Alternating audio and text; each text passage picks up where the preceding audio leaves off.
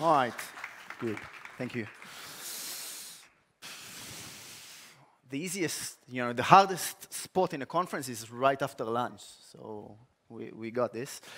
My name is Ran Livne. I live in Israel. Everybody speaks from a position. So I'm speaking from a position as an Israeli, which is kind of similar to most of the Baltic states in the sense that we're a very small country with very big high education workforce and looking to impact the world. And I think that I'll relay a little bit to what the previous speaker talked, to what Bianca spoke this morning, but I'll be more to the point in the sense of how do you make money out of it. So I will give an overview of the world, but I'll mostly relate to commercial space.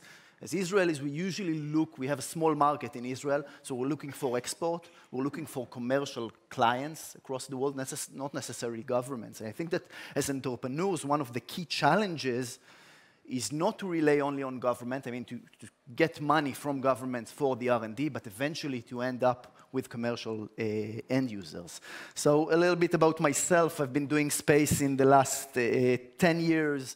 I manage the biggest nonprofit in Israel that does space and also space investments. I was leading the second Israeli in space mission. We launched an astronaut 2 years ago. It's a private astronaut, and now I'm working for ISI. It's a space-based intelligence company that's supporting governments across the world.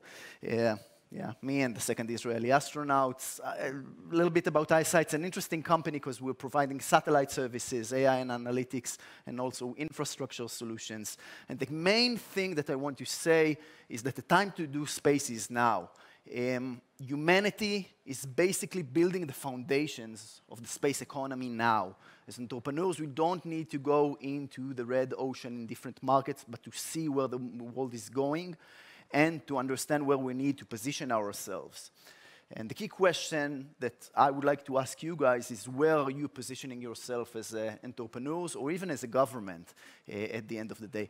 I'll briefly go over the space industry crisis and the new space revolution. Then I'll talk a little bit about space backbone and space-based services, about space technology changes, and we'll talk a little bit about emerging opportunities for small countries. Because at the end of the day, when you're talking about space, you think about the space race, about Soviet Union and United States, about SpaceX, about giants. Nevertheless, we have an opportunity in the emerging space economy to benefit. Every story has a beginning and an end, and my story actually begins in this moment.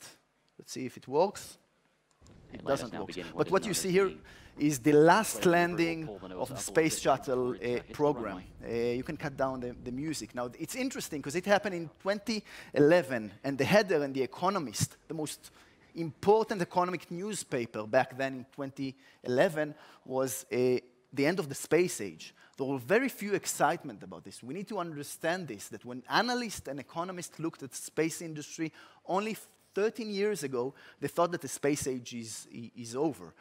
And the reason for that is because the industry was basically dominated by government needs. There were very high barriers of entry. It costed a lot to launch things into space. Relatively few markets that have been changing, and it was lacking significant private investment. I joined the space industry. I was in business consulting before that, and my first question was, what happened? Humanity, the last time that a man touched the surface on the moon was in 1972. At the end, why aren't we coming back? There was some technology advancements, obviously, from the beginning of the 70s, GPS, ISS. Nevertheless, when I looked as a business consultant who used to consult very big businesses, I looked at the industry as lacking innovation. The most advanced operational human spacecraft in 2020, again, it's not distant past, 4 years ago, was the Soyuz. This was the only way humans could get into the ISS. It was originally designed in 1950s by Coriolis. Obviously, it was a much more advanced model, but nevertheless, it was crazy. And obviously, we know today that the industry is booming. There are unprecedented amount of players who are entering the market. We were talking about trillion-dollar companies. This is the report that Bianca relayed to, was released just a month ago, in April 2024, claiming that the industry is going to more than triple itself within the next 11 years. Very interesting report that we will deep dive into. Amazing amount of new players. In almost every